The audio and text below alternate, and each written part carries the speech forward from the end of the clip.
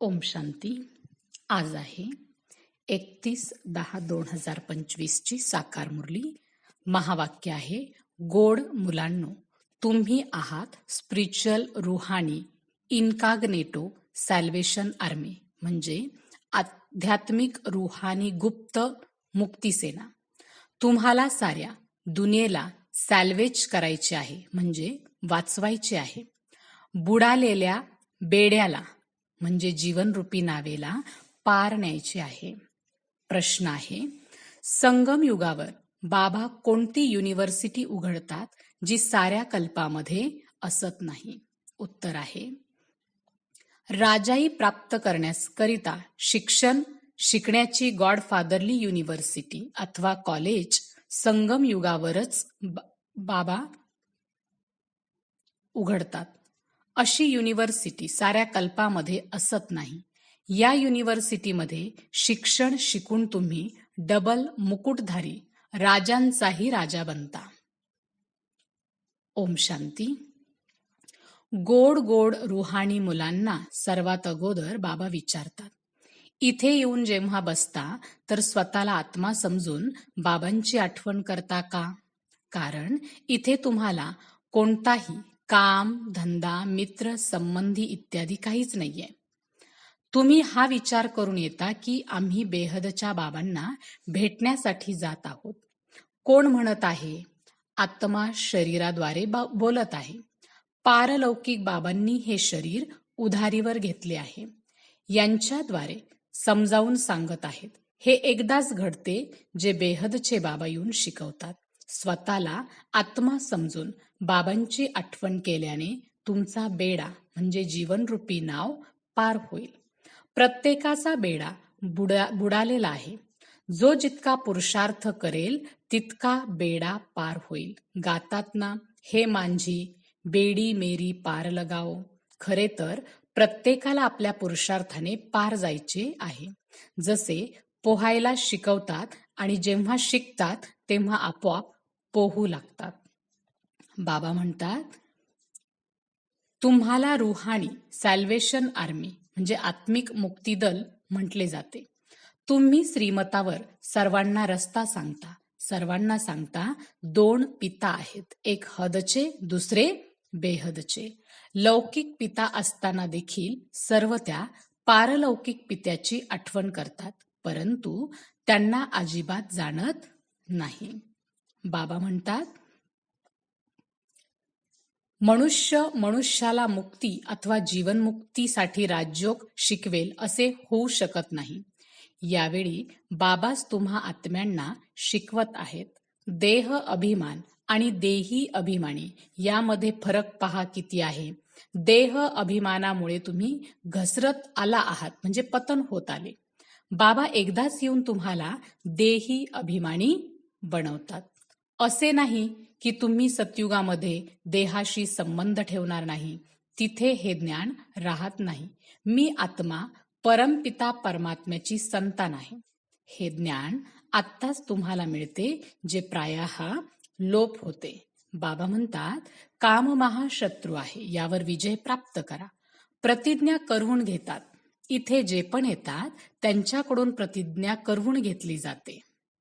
बाबा म्हणतात, आपण साऱ्या विश्वाचे मालिक बनतो. या विश्वामध्ये काही सूक्ष्मवतन मूलवतन येत नाही. हे सृष्टीचे चक्र इथेच फिरत राहते. याला बाबा जे रचयिता आहेत तेच जाणतात. असे नाही की रचना रचतात. बाबा येतातच संगमावर, जुन्या दुनियेपासून नवीन दुनिया बनवण्यासाठी. दूर देशातून बाबा आले आहेत. तुम्ही जाणता नवीन दुनिया आपल्यासाठी बनत आहे. बाबा आम्हा आत्म्यांचा शृंगार करत आहेत. त्याच्यासोबत मग शरीराचा देखील शृंगार होईल. आत्मा पवित्र झाल्याने मग शरीर देखील सतोप्रधान मिळेल. सतोप्रधान तत्वांपासून शरीरे बनतील.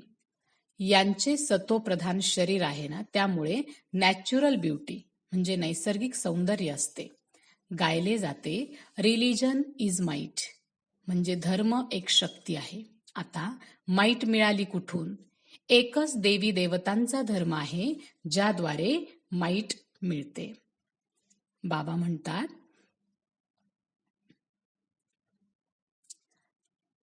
हा ज्ञान यज्ञ आहे. ज्ञान शब्द काढून टाकून बाकी रुद्र यज्ञ म्हणतात.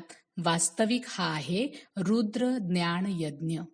हा ब्राह्मणांद्वारेच रचला जातो. खरेखुरे ब्राह्मण तुम्ही आहात. अच्छा. गोड गोड खूप खूप वर्षानंतर भेटलेल्या मुलांप्रती मात पिता बापदादांची प्रेमपूर्वक आठवण आणि सुप्रभात. आत्मिक पित्याचा आत्मिक मुलांना नमस्ते. धारण करण्यासाठी पॉइंट आहे. पहिला पॉइंट आहे, रुहानी सॅल्वेशन आर्मी बनून स्वतःला आणि सर्वांना योग्य मार्ग दाखवायचा आहे. साऱ्या दुनियेला विषय सागरातून सॅल्वेज करण्यासाठी बाबांचे पूर्णतः मदतगार बनायचे आहे. दुसरी पॉइंट आहे, ज्ञान योगाद्वारे पवित्र बनून आत्म्याचा शृंगार करायचा आहे, शरीराचा नाही. आत्मा पवित्र बनल्याने शरीराचा शृंगार स्वतः होईल. आजचं वरदान आहे, किनारा करण्याऐवजी प्रत्येक क्षण बाबांचा आधार असल्याचा अनुभव करणारे निश्चय बुद्धी विजयी भव.